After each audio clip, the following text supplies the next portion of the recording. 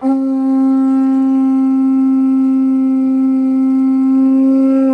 mission of the Division of Aquatic Resources is to conserve, manage, and protect the unique resources of the state of Hawaii, the unique marine resources and aquatic resources as well. So the animals that live in the water environment, so freshwater, marine, and brackish water environments.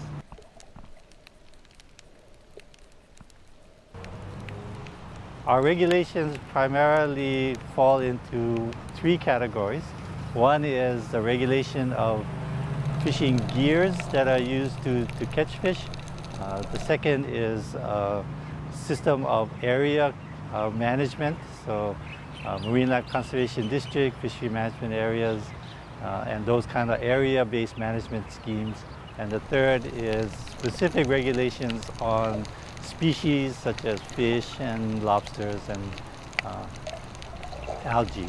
Hawaii has a unique connection to the ocean because of our island lifestyle. Those resources are not just for recreation. Those resources are important for culture, for sustenance, for a number of important aspects of what it means to live in Hawaii. And so those unique resources are treasures that the people of Hawaii have come to care for and manage. That's, I think, unique in this part of the world, in the United States. There are a number of large challenges. One is the lack of adequate resources to manage those resources properly. And those resources include staff time, include funding for operations, for information to better manage those resources. So that lack of resources is a big challenge. Other challenges are things like global climate change that will be affecting us and have already begun to affect us. Ocean acidification, global warming, so the warming of the oceans around Hawaii. And the other big challenge is the threat of alien species introductions. So being an island state with a large portion of our resources, native resources, are unique to Hawaii. We're endangered capital of the world, so the threat of alien species harming those native resources is a large concern. Date of birth, 4/29/60. We have a number of violations of existing regulations that include taking of undersized fish or use of illegal gears, things like chemicals and explosives that are indiscriminate. We also have threats from vessel groundings on sensitive areas, and we also have problems with people going into sensitive areas just to cause mischief. So a number of problem areas. Part of what happens when people access areas where their presence causes a problem is that they tend to change the ecosystem somewhat.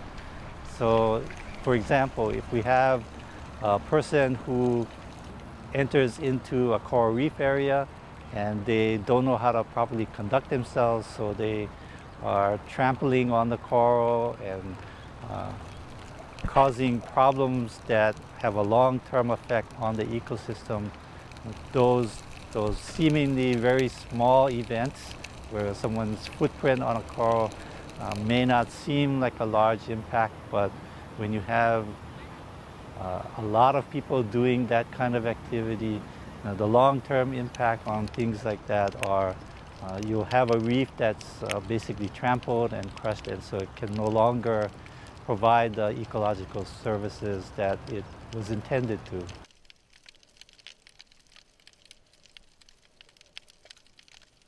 Aloha, my name is David Sakota. I'm the Marine Law Fellow with the Division of Aquatic Resources, and today I'll be going over some of the more common violations of the Division of Aquatic Resources rules and statutes. The first category are violations for use of certain types of gear, and specifically the most common are violations of illegal throw nets and lay nets. DAR sets minimum mesh sizes for lay nets and throw nets to prevent the take of juvenile fish. And DAR also regulates lay net dimensions and soak times, which is the times the nets can be in the water, to reduce the risk of harming endangered monk seals and sea turtles. The second category of violations are rules regarding the take of regulated marine life. DAR sets rules for minimum size, bag, and season restrictions. Minimum size regulations are intended to protect juvenile fish until they reach reproductive maturity. Season restrictions protect certain species during spawning times when they aggregate and are more susceptible to overfishing.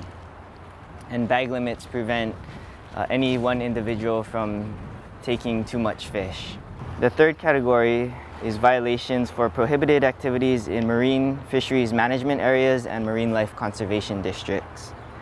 Fisheries management areas are primarily intended to manage various resource users and to prevent user conflict. Marine life conservation districts are established for the protection of biodiversity and habitat. Violating these rules and illegally taking marine life in these areas both disrupts sensitive ecosystem processes and reduces the enjoyment of recreational activities.